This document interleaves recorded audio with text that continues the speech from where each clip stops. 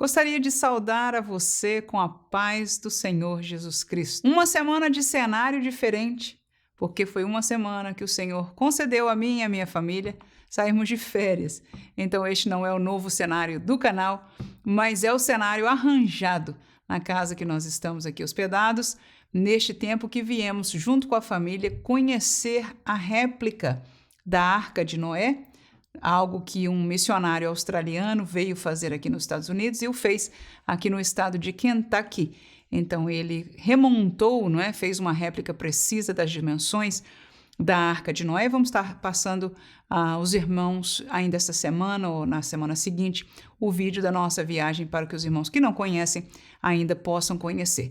E também o Museu da Criação foram as duas atrações que nós trouxemos à família para conhecer neste lugar e assim também, com certeza, sair do nosso lugarzinho, do nosso dia a dia e assim podemos passar um tempo de descanso. Muito bem, meus queridos irmãos, estamos aqui para estudar a Palavra de Deus e a lição dessa semana, lição de número 7 para 12 de novembro, é a responsabilidade da igreja para com os missionários.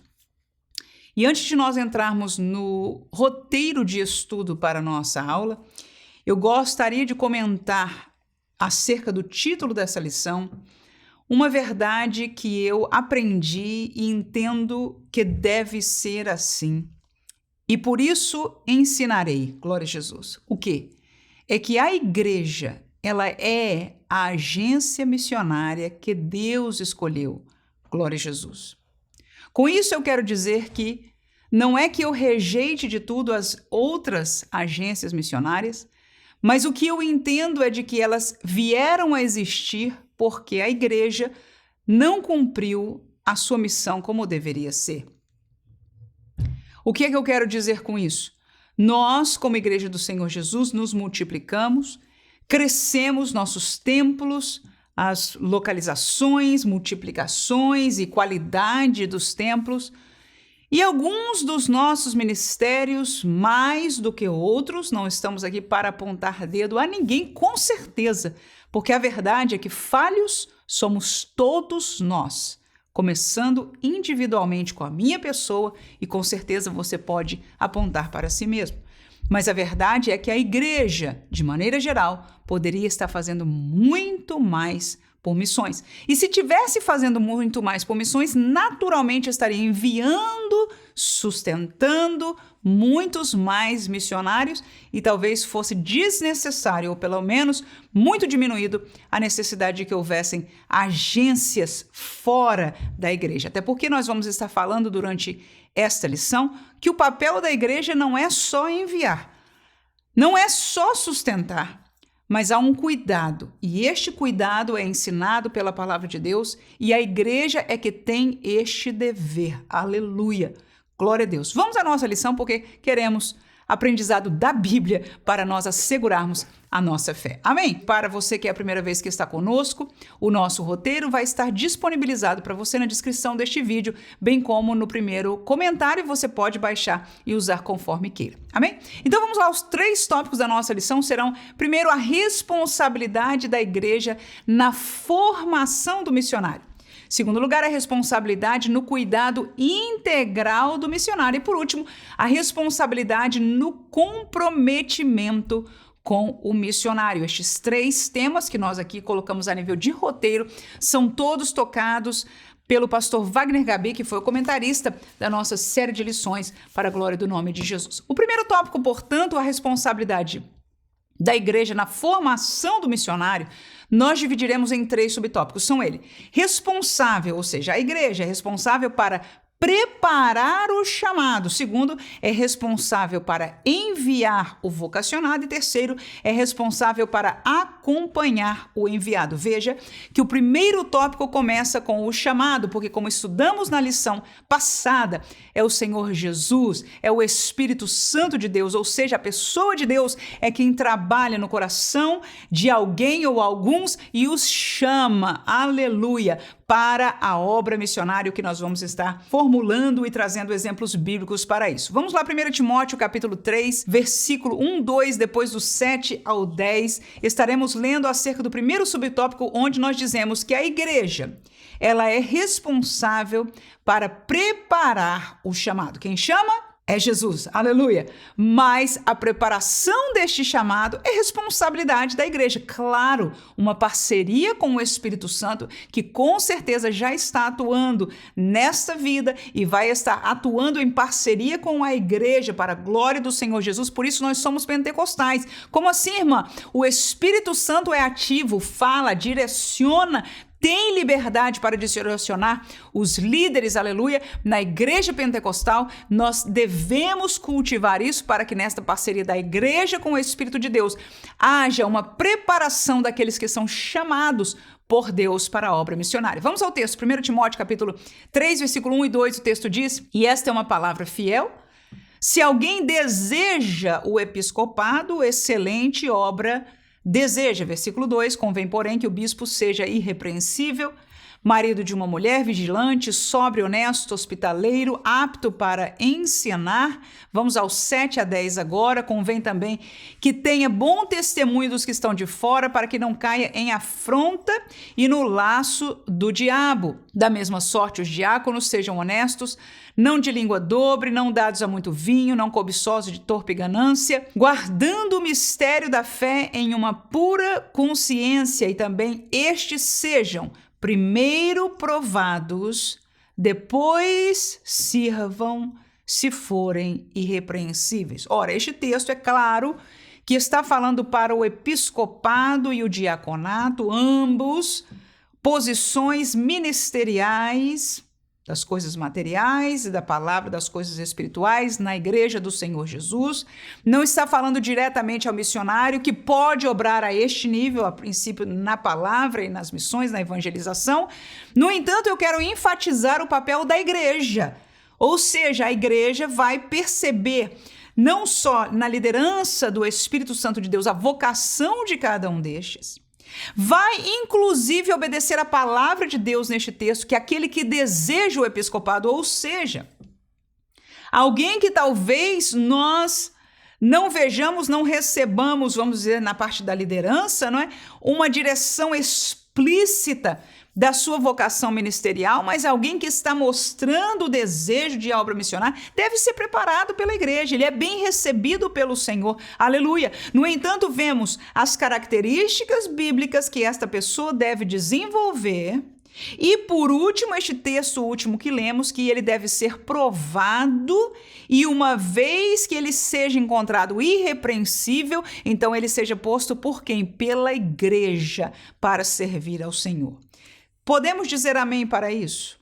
Ora, quem prova parcialmente é Deus, mas ele usa a igreja, especialmente, diretamente a liderança da igreja, nesta provação. Vamos ver em todo o decorrer deste estudo uma parceria da liderança da igreja, da realidade da igreja, porque o que está servindo, ele serve junto ao corpo como completo, os irmãos, as irmãs, os diferentes departamentos, né? E esta parceria junto com o Espírito Santo de Deus, que vai confirmando a liderança e ao chamado todas as coisas. Então, este processo seletivo tem a vontade da pessoa, como aquele texto que nós acabamos de ler, aquele que deseja o episcopado, poderia sim transliterar aquele que deseja ser missionário, né? Excelente obra deseja. Este é o entendimento divino do Espírito Santo para aqueles que querem servir ao Senhor, aleluia. No entanto, há pela Bíblia Sagrada características que esta pessoa deve desenvolver, deve ter na sua vida, deve mostrar, e veja mais uma vez que o texto final fala dele ser provado, e quem prova é a igreja, quem prova é a liderança da igreja, quem está observando é a liderança da igreja, e o Senhor Deus deve ser a liderança desta liderança.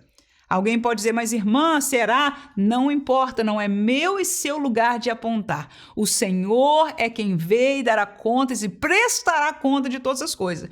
Eu e você entendemos o que a Bíblia nos ensina e nós obedecemos e servimos a ela. Vou levar você lá no tempo de Gideão, quando Deus disse, vamos montar um exército, e ele conclamou pela terra e disse, quem quiser, venha. E vieram tantos. Aí Deus começou o processo de provação. A provação foi dada por Deus a Gideão, e Gideão era a boca de Deus para aqueles homens, a primeira palavra, você vai se lembrar, ele diz: os covardes podem voltar, e muitos voltaram, né? Então depois houve uma segunda prova e por último ele levou aqueles homens a beberem as águas e Deus o disse: agora observe a maneira que cada um toma água. E ele disse então: separe estes que tomaram assim, e você vai se lembrar, foram 300 homens somente, com o qual o Senhor conquistou. Este mesmo processo, veja bem, este é o Deus que nós servimos. O Deus do Antigo Testamento é o mesmo Deus do Novo Testamento. Aleluia! Pactos, realidades dispensacionais diferentes, mas o Senhor é o mesmo. E da mesma maneira, ele prova os seus para selecionar alguns, aleluia, a esta obra que todos aqueles que desejam, estão desejando algo bom. Amém? 2 Timóteo, capítulo 2, versículo 2, o texto ainda diz: e o que de mim, entre muitas testemunhas, ouviste, confia-o a homens fiéis, que sejam idôneos para também ensinarem a outros. Então, esta preparação de obreiros é uma obra da igreja. Então, Paulo aí está falando a Timóteo que Timóteo ouviu dele, né? O que ele ouviu dele, que ele confiasse a outros homens que fossem achados fiéis e que estes homens fossem passar ainda isso a outras pessoas, ou seja, este passar de geração, aleluia, das coisas do Senhor, da obra do Senhor, do ministério, das missões, é uma obra da igreja, do ministério da igreja. Paulo era o apóstolo, era o pastor, o pai na fé de Timóteo. Timóteo foi colocado como pastor da igreja local e ele já estava sendo dito por Paulo para treinar, para passar este mesmo testemunho, esta mesma direção, este mesmo entendimento, conhecimento, sabedoria, aleluia, para uma outra geração de obreiros. E estes aprendessem já com a intenção de passar para outros. Vejam bem que é claro e evidente que a preparação dos obreiros é uma obra da igreja. Aleluia. Segundo, a igreja ela é responsável de enviar o vocacionado. Este é o texto clássico de Atos, capítulo 13, versículo 1 a 5. Este texto tão conhecido nosso, vamos estar lendo agora, que diz o seguinte: na igreja que estava em Antioquia, havia alguns profetas e doutores, a saber, Barnabé e Simeão, chamado Níger, e Lúcio, Cirineu e Manaém, que foram criados com Herodes, o tetrarca, e Saulo. E servindo eles ao Senhor, e jejuando, veja a primeira palavra do versículo 1, e na igreja que estava em Antioquia, ou seja, na igreja, servindo eles ao Senhor, versículo 2, e jejuando, disse quem? O Espírito Santo: apartai-me a Barnabé e a Saulo para a obra que os tenho chamado. Então, jejuando e orando e pondo sobre eles as mãos, os despediram. E assim estes, enviados pelo Espírito Santo, desceram a Seleucia e dali navegaram para Chipre, chegando a Salamina, anunciavam a palavra de Deus nas sinagogas dos judeus e tinham também a João como cooperador. Veja, a igreja, biblicamente, portanto, é esta agência missionária. Por quê? Porque é para ela que o Espírito Santo fala, chama, convoca, aleluia. Ela, a igreja, dá testemunho, ela é quem está orando quando o Espírito Santo fala e ela que continua a orar e jejuar e enviar aqueles que vão para o campo missionário fazer a obra. Então, este ensinamento bíblico é claro e evidente e é aquele que deve ser servido por nós nestes dias até a vinda de Jesus. Por último, responsável para acompanhar o enviado. Este acompanhamento do missionário também deve ser feito pela igreja. Atos capítulo 11, versículo 19 ao 26, veja bem. E os que foram dispersos pela perseguição que sucedeu por causa de Estevão, caminharam até a Fenícia, Chipre e Antioquia, não anunciando a ninguém a palavra, senão somente aos judeus.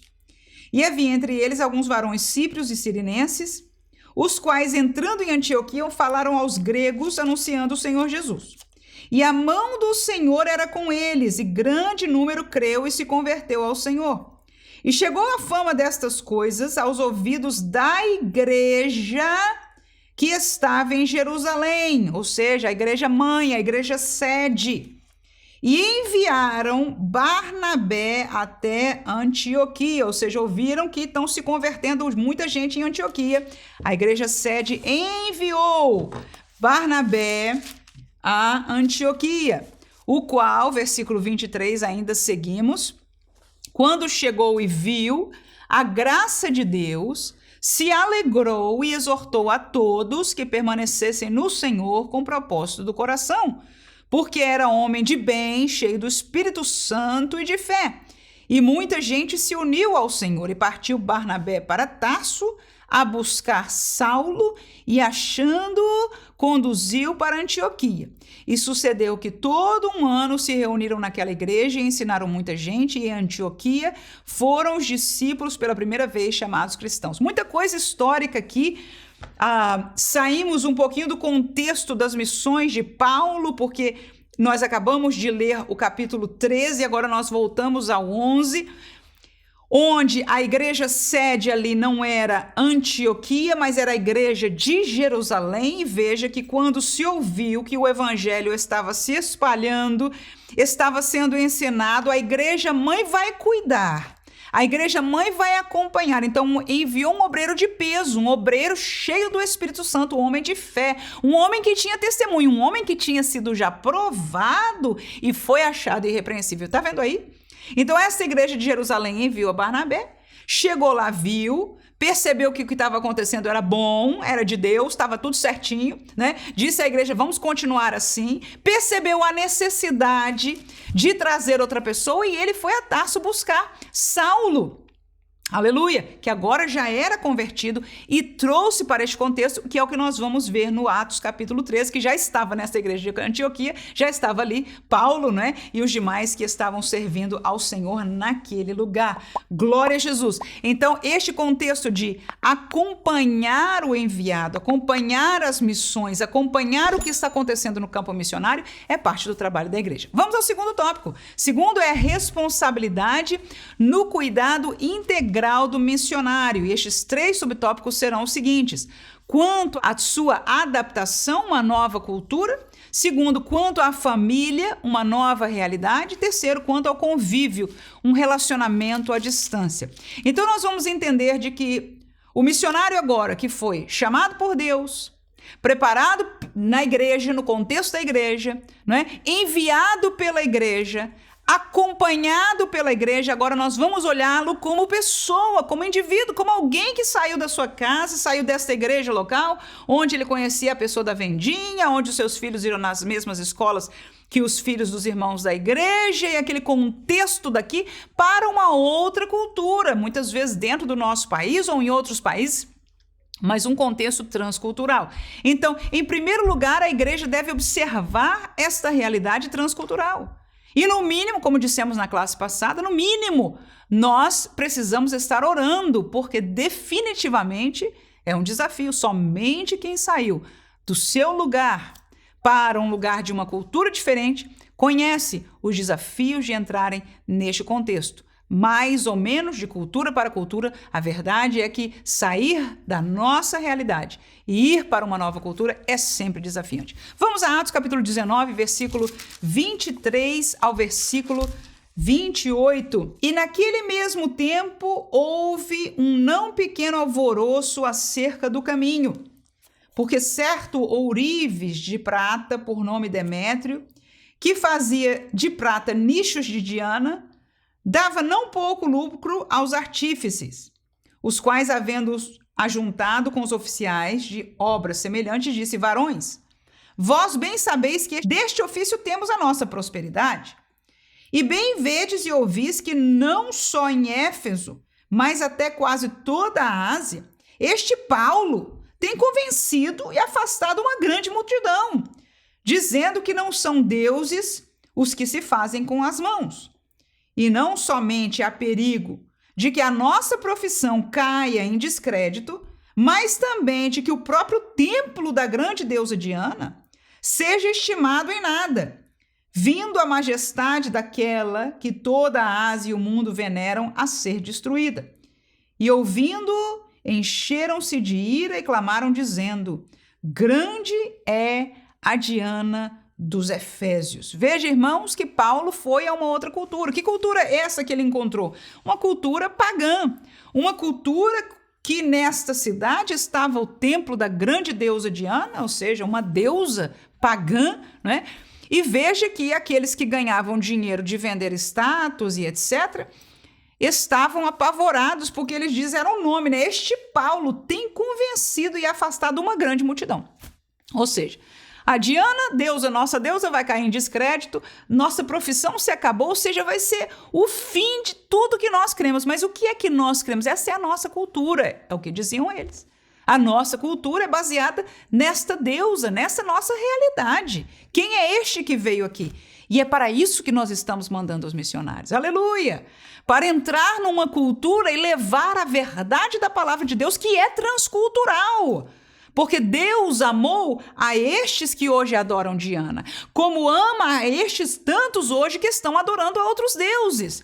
Então, essa realidade dos missionários de adaptação, de ter sabedoria, de pregar, de lidar, de apresentar, como nós ouvimos recentemente no testemunho daquele pastor na nossa live, não é, que se apresentou na cultura indígena, e nós perguntamos a ele como foi, como você prova que o evangelho é transcultural, porque uma coisa é você pregar o evangelho numa cultura diferente, falando de sair do Brasil para ir na Europa, para ir talvez nos Estados Unidos ou na América Latina, mas quando nós estamos falando de culturas essencialmente pagãs, como é o caso que Paulo estava vivendo aqui, então é completamente diferente. Mas veja de que Paulo, aleluia, sucedeu. Por quê? Porque o Senhor estava com ele, aleluia, a igreja também estava intercedendo e o Senhor moveu junto com o missionário, mas esta adaptação, esta realidade transcultural de choque com uma cultura pagã, entre outras realidades transculturais, é muito forte e a igreja tem que estar atenta e pelo menos intercedendo grandemente pelo missionário, mas apoiando de outras maneiras, como nós vamos ver também. Segundo, quanto à família. Este missionário geralmente vai com a família, não é sempre. Se for sozinho, num sentido é melhor, no outro é pior. No entanto, se for com a família também é trazida a uma nova realidade, irmãos. E tem outra coisa, é que o chamado é individual. O chamado ao ministério pastoral, por exemplo, é do homem. Então, aqueles que vão junto à sua esposa e os seus filhos, não está sobre eles o mesmo sentimento, a mesma virtude. Há um processo de aceitação, há um processo duro para a família e do pai para com a família, no sentido de trazê-los a este entendimento, a esta aceitação, a toda esta realidade que tão difícil é, porque servir ao Senhor, irmãos, não é fácil. Ir ao campo missionário, viver de pregar o evangelho, irmãos. Eu não sei quantos de nós estão escutando aqui são missionários, mas se são, podem testificar. Se você já trabalhou, não só na escola dominical, mas saiu no evangelismo nas ruas, você vai conhecer um pouquinho do que é este trabalho. Aleluia! Agora você imagina você viver disso? O ministério e as coisas do Senhor são duras. Leia, inclusive, a vida do apóstolo Paulo, que nós dissemos que sucesso. Veja aqui neste versículo. O homem completamente mudou uma realidade de uma cidade. Ele diz até da Ásia inteira. Pela pregação de um homem. Aleluia. No entanto, Paulo era sozinho. Mas muitos missionários têm a sua família. E esta família, sem ter eles individualmente, por que eu digo isso? Porque o chamado de Deus na vida de uma pessoa é algo extraordinário, irmão. A pessoa fica no melhor dos sentidos, me entenda, por favor, louca. Ou seja, não consegue pensar, tem um amor extraordinário. Quando ele é chamado às missões, vamos dizer que seja lá na Índia, ou na China, ou no mundo indígena, numa tribo indígena, ou qualquer que seja, irmão, aquele que é chamado ao missionário nesse sentido pode ser um homem, pode ser uma mulher. É um amor, irmãos, extraordinário. Ninguém tira isso da cabeça da pessoa, do coração da pessoa. Ele sonha, ele ora, ele geme, aleluia. Ele só é feliz verdadeiramente, completo, se eu posso dizer. Feliz nós somos em Jesus, mas completos ali, obedecendo ao que o Senhor chamou. A mesma realidade do ministério. Quando alguém é chamado por Deus, ao ministério, irmãos, é completo somente na prática, na vivência do seu ministério. Aleluias! Por isso, muitos gemem por muitas vezes terem que trabalhar na vida secular, quando em verdade são chamados por Deus para trabalhar nas coisas do Senhor. E se nós, como igreja, tomássemos mais responsabilidade financeira, muitos desses que são chamados poderiam estar ativos, trabalhando e gerando frutos para o reino de Deus, porque isso é que é importante, principalmente, sempre foi, porque estamos falando de vida eterna, mas em dias como estes, que o tempo, o tic-tac do relógio de Deus está contado, nós estamos visualizando em todo mundo o que está acontecendo. E a qualquer momento a trombeta vai tocar. Ou seja, o dia de falar de Jesus, o dia de encarar as trevas pregando o evangelho é hoje. Aleluia. E a família do missionário vai junto. E esta família não tem a mesma chamada. Claro que o Senhor pode permitir e com certeza quer obrar, mas é algo separado, sempre será diferente, irmãos, aleluia, até mesmo de chamado para chamado, a diferença, você pode imaginar de Paulo e Barnabé e estes obreiros, há diferença sim que nós temos que ter este entendimento, eu falo isso com muito respeito, não diminuindo ninguém na família, mas para que nós que somos igreja e que enviamos, tenhamos o carinho, o cuidado de entender esta realidade. Amém? De que o cônjuge não tem a mesma chamada, está indo, servindo, se dando, aleluia, se entregando, glória a Deus. Não só se entregou, vive para servir o seu esposo, aleluia, mas agora também a missão, a obra, o chamado de seu esposo para a glória do nome do Senhor, a igreja ou aquilo que ele vai fazer ali no campo missionário também. E os filhos, mais ainda, irmãos. Quantos filhos de pastores, filhos de obreiros, se escandalizam, veem o sofrimento dos pais e às vezes até estremecem na sua fé ou desistem, ou enfim, têm sentimentos que talvez nós jamais reconheçamos por ver o seu pai, às vezes a sua mãe, sofrendo grandemente, às vezes até injustiça pela causa de Cristo. Então, nós que somos igreja, como sempre dissemos, pelo menos, orar pela família.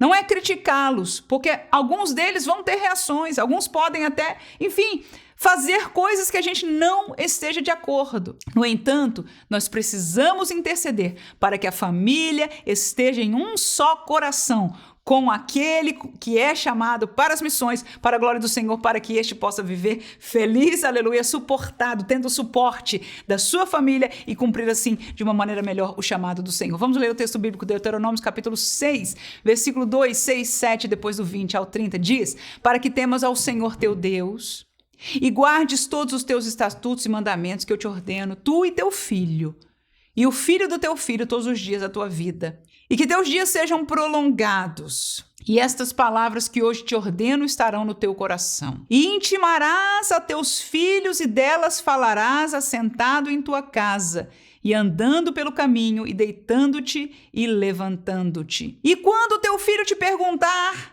pelo tempo adiante, dizendo quais são os testemunhos, estatutos e juízos que o Senhor nosso Deus vos ordenou, então dirás a teu filho: éramos servos de Faraó no Egito, porém o Senhor nos tirou com mão forte do Egito. E o Senhor fez sinais grandes e penosas maravilhas no Egito, e Faraó e toda a sua casa aos nossos olhos, e dali nos tirou para nos levar a dar a terra que jurara aos nossos pais. Claro que este texto está descontextualizado daquilo que nós estamos falando, mas foi um texto que eu encontrei que o Senhor fala da responsabilidade dos pais trazerem, no melhor dos sentidos, junto consigo os seus filhos, em um mesmo sentimento.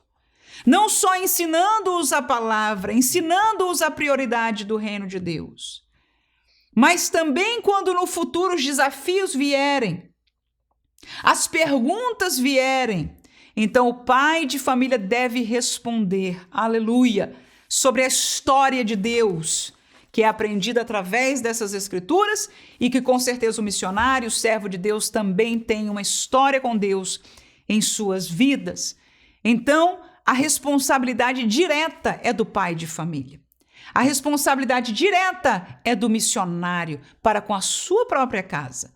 Mas indiretamente, como dissemos, nós temos que estar orando, temos que estar clamando, temos que estar apoiando, como vamos ainda dizer, e está escrito no comentário dessa lição, maneiras que nós podemos apoiar a família para que eles possam se sentir felizes e participantes desta obra. Por último, quanto ao convívio, um relacionamento à distância. Filipenses capítulo 2 e versículo 19 em diante diz o seguinte: E espero no Senhor Jesus que em breve vos mandarei Timóteo, para que também eu esteja de bom ânimo, sabendo dos vossos negócios. Porque a ninguém tenho de igual sentimento que sinceramente cuide do vosso estado. Porque todos buscam o que é seu, e não o que é de Cristo Jesus. Mas bem sabeis qual a sua experiência, e que serviu comigo no Evangelho como filho ao Pai. De sorte que espero vou-lo enviar logo que tenha provido a meus negócios. Mas confio no Senhor que também eu mesmo em breve irei ter convosco. Julguei contudo necessário mandar-vos Epafrodito, meu irmão e cooperador e companheiro nos combates, e o vosso enviado para prover as minhas necessidades. Porquanto tinha muita saudade de vós, todos os que estavam muito angustiados de que tivessem ouvido que ele estivera doente. E de fato esteve doente, e quase à morte, mas Deus se apiedou dele, e não somente dele, mas também de mim, para que eu não tivesse tristeza sobre tristeza. Por isso vou-lo envio mais depressa, para que, vendo-o outra vez, vos regozijeis e eu tenha menos tristeza. Recebei-o, pois, no Senhor com todo gozo, tende-o em honra, porque pela obra de Cristo chegou até bem próximo da morte, não fazendo caso da vida, para suprir para comigo a falta do vosso serviço. O que aconteceu aqui? Relacionamento à distância. Relacionamento à distância. Na época, não tinha outro jeito. Se até hoje, quando eu saí do Brasil, né, não tinha nem WhatsApp, nem nada dessas coisas, então hoje está mais fácil. Mas você imagina no tempo de Paulo. De qualquer maneira, irmão, de um jeito ou de outro, é relacionamento à distância. Deixa eu dizer uma coisa para você, muda. Você sabe disso, você já despediu um missionário, uma família missionária? Eles talvez venham uma vez ao ano, ou que seja, para alguma conferência missionária, ou para tirar o seu tempo de descanso, enfim. É diferente. Aleluia. É um relacionamento à distância. São cuidados especiais, mas aqui está uma realidade. A igreja enviou para Paulo Epafrodito com uma oferta para estar com ele. O Epafrodito, estando com Paulo, adoeceu, quase que morreu. Paulo escreve a esta igreja de Filipos e diz: olha, eu estou com a intenção de mandar Timóteo para vocês, para ficar com vocês um tempo. Que igreja é essa de Filipos? Uma igreja que ficou, ou seja, plantada na obra de missões. Aqui é missão fazendo missão já. Amém? Amém? Então, Paulo diz para a igreja de Filipe, que já era uma igreja filha, fruto das suas missões. E disse, eu vou enviar Timóteo, né? Porque ele é um homem sério, ele, enfim, deu palavra a positiva de Timóteo. Ele disse, e eu também quero estar com vocês de novo. Mas eu entendo que primeiro eu tenho que mandar de volta Epafrodito, porque ele é de vocês, ele veio aqui, eu sei que alguns de vocês já escutaram, eu penso que escutaram que ele esteve bem perto da morte, e é verdade, né? Ele veio aqui fazer esta obra do Senhor Jesus. Que obra, irmão? Que obra Epafrodito foi fazer? Levar a oferta para Paulo. Aleluias, aleluias, porque toda obra conta para o reino de Deus, e veja a honra de Paulo. Ele diz, agora eu estou feliz, Deus não me acrescentou mais essa tristeza, ele não morreu aqui, vai voltar, aleluia, eu quero que ele volte depressa para estar com vocês. E quando ele chegar aí, este servo de Deus, que servo, irmão, grande pregador Epafrodito? Não, no contexto aqui Paulo está dizendo um homem que veio servir e trazer uma oferta, aleluia, que viajou para trazer a oferta, Paulo. Recebam-o com honra, aleluia, pela obra que ele fez por Cristo, por ela, ele chegou perto da morte para a glória de Jesus. Amém? Vamos ao terceiro tópico e último. A responsabilidade no comprometimento com o missionário. A igreja tem que ter o compromisso com o missionário. Falhamos como igreja? Sim, muitos de nós. Aleluias.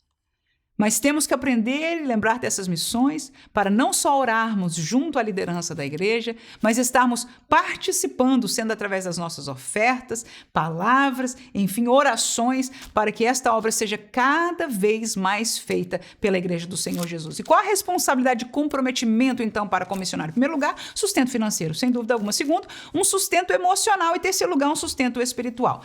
Filipenses capítulo 4, versículo 12 a 19, Este mesmo livro que nós estamos, diz Paulo, eu sei estar abatido, sei também ter abundância. Em toda maneira, em todas as coisas, estou instruído, ter fartura como a ter fome, ter abundância como a padecer necessidade. Eu posso todas as coisas naquele que me fortalece. Todavia, fizeste bem em tomar parte na minha aflição. E bem sabeis também vós, ó Filipenses, que no princípio do evangelho, quando eu parti da Macedônia, nenhuma igreja comunicou comigo com respeito a dar e receber, senão somente vós. Porque também uma e outra vez me mandaste o necessário a Tessalônica. Não que procure dádivas, mas procuro o fruto que abunde para a vossa conta. Mas bastante tenho recebido, tenho abundância, cheio estou, depois que recebi de Epafrodito, o que da vossa parte me foi enviado como cheiro de suavidade e sacrifício agradável e aprazível a Deus. Agora olha a oração do missionário por você que contribui. O meu Deus, segundo as suas riquezas, suprirá todas as vossas necessidades em glória por Cristo Jesus. Vamos trazer ao contexto? Gostei de ler aqui este texto. A gente sempre lê e sempre diz, o Senhor suprirá a vossa necessidade. Mas vamos ao contexto? Gostei demais. Estou feliz aqui com Jesus, quase saltando de alegria, se estivesse em pé. Aleluia! Qual o contexto desta palavra de Paulo? Uma igreja que soube dar. Aleluia! Uma igreja que soube contribuir, que soube entender que o missionário precisava de sustento no campo e tirou do seu bolso, do seu dia a dia e enviou um obreiro para levar lá o dinheiro para Paulo, que agora diz, cheio estou, não é nem que eu precise, porque eu sei passar por tudo. Ou seja, tendo ou não tendo, eu vou continuar fazendo a obra do Senhor. Mas vocês fizeram muito bem, sabe? Vocês foram a única igreja. Que vergonha para as demais, mas que alegria para a igreja de Filipenses. E agora, olha a oração do missionário, quase como uma palavra profética. Ele diz, o meu Deus, ele não disse eu vou orar para que supra, segundo as suas riquezas, eu sei que ele suprirá as vossas necessidades em glória. Aleluia! Não é promessa para encher celeiro e nem ficar rico. Não é dar, semear para receber 10.000 vezes do Senhor, não, irmãos. Nós não fazemos negócio com Deus. Aleluia! Nós damos porque é parte da nossa parte, nós que estamos aqui da obra de missões. O sustento do missionário é nossa responsabilidade como igreja. E sabe, é fácil dizer, é responsável da igreja, que a igreja dê, né? Enfim, ou seja, do grande. Quem é que é a igreja? Sou eu. E é você. Então, irmãos, nós estaremos obedecendo, não é quando a igreja enviar. A nossa obediência é quando eu tirar do meu bolso, aleluia, para esta obra e colocar a minha oferta. E você pode dizer, irmão, mas eu posso confiar, será que vai, quantos % vai, né? E etc e tal. E não é nosso negócio. No dia que a gente prestar contas, deixa eu dizer uma verdade para cada um de nós. Ninguém vai prestar conta a contabilidade de igreja. Diante de Deus, cada um presta conta daquilo que ele ou ela fez. E no dia que nós chegarmos na conta do céu, aleluia, quando o Senhor diz que vai dar galardão de profeta a quem deu um copo d'água a um profeta, aleluia, este mesmo Deus vai saber aquilo que nós demos para as missões. Ou se nós nos excusamos atrás de será que a igreja, será que o pastor está sendo fiel, será que a administração? Não. Mas a verdade é que nós é que somos responsáveis. Não nós, igreja. A igreja administra, mas a oferta sai do meu bolso para o campo missionário. Quem pode e ainda tem coragem de dizer amém? Glória a Deus, aleluia. Sustento emocional do missionário, ainda em Filipenses capítulo 1, versículo 3 a 8. Dou graças ao meu Deus todas as vezes que me lembro de vós, fazendo sempre com alegria oração por vós em todas as minhas súplicas, pela vossa cooperação no evangelho desde o primeiro dia até agora, tendo por certo isto mesmo, que aquele que em vós começou a boa obra aperfeiçoará até o dia de Cristo Jesus, como tenho por justo sentir isto de vós todos, porque vos retenho em meu coração pois todos vós fostes participantes da minha graça, tanto nas minhas prisões, como na minha defesa e confirmação do evangelho. Porque Deus me é testemunha das saudades que tenho de vós e entranhável afeição de Jesus Cristo. O que é isso? O que este texto está dizendo? Paulo está agradecido demais à igreja de Filipos. Por quê? Porque a igreja de Filipos chegou junto, como a gente diz. Aleluia. Ele diz, vocês participaram da minha graça, nas minhas prisões e na minha defesa. Ou seja, nos momentos duros que eu passei aqui no campo missionário, eu recebi algo de vós, eu recebi um apoio, eu recebi uma palavra. Como aconteceu não está claro aqui. Se fosse hoje, eu sei que é um telefonema, né? Eu sei que é um e-mail que se chega, um texto que se chega, aleluias. Mas chegaram junto de Paulo, e Paulo aqui está com este coração agradecido. Que igreja amorosa para com Paulo. Quando nós lemos Filipenses, lindo irmão, não deixe de ler este texto, aleluia, nós que estamos estudando agora sobre as missões. E veja o missionário tão agradecido pelo amor e o relacionamento. Então, este cuidado emocional é parte da igreja. Agora, na questão do relacionamento à distância, a natureza vai quebrar isso. Quem tem que fazer o esforço de manter somos nós, aleluia. Saber. E não é só como relatório geral, dar glória a Deus e ir para casa e esquecer, não. Ouvir o relatório e tem essa necessidade, vamos orar, porque ao orar, o Senhor vai falar ao nosso coração e no dia certo, na hora certa, nós vamos pegar o telefone. Aleluia. Talvez até o Espírito Santo fale com você e você vai procurar o pastor. Pastor, será que eu posso visitar o missionário tal, levar umas roupinhas para as crianças dele, etc. Enfim, eu não sei o que Deus vai liderar e com certeza debaixo da liderança da igreja que você serve. No entanto, este cuidado emocional, aleluia, tão importante para um homem do quilate do apóstolo Paulo, aleluias. É parte, irmão, porque é gente. Paulo, escute, por favor. Falando línguas como mais do que ninguém, ele dizendo. Escrevendo este nível de doutrina que o Senhor Jesus lhe ensinou. É gente, irmãos. É gente, irmãos. É pessoa, é ser humano. Amém? Pastor, bonitão lá na frente. É gente, irmãos. Precisa ser amado. Precisa ser respeitado. Precisa de intercessão. Quem entende isso neste dia, diga amém, por favor. Obreiro, a irmã que está na frente do ciclo de oração é feita de ferro. Não é não, irmãos, não é não. A irmã que está aí falando a palavra de Deus, não é não, irmãos. Todo mundo aqui é gente, irmãos. E quanto mais na frente, em verdade, mais bomba, mais sofrimento, você pode ter certeza, você pode escrever. Aleluias, aleluias. Que é mais dura a peleja. Então, vamos estar que estamos na retaguarda orando e apoiando emocionalmente, um aperto de mão, um sorriso, um abraço, um agrado, um presentinho. Mas ele já tem demais. Que isso, irmãos?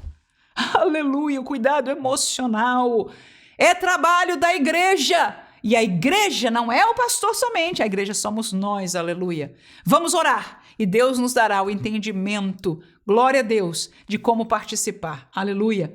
E você, como professor na sua classe, seja usado por Deus neste sentido, para a glória do nome de Jesus. Terminamos com o mais óbvio, o suprimento, o sustento espiritual do missionário. Vamos a Efésios capítulo 6, versículo 18 a 20, que diz: orando em todo tempo com toda oração e súplica no Espírito e vigiando nisso com toda perseverança e súplica por todos os santos.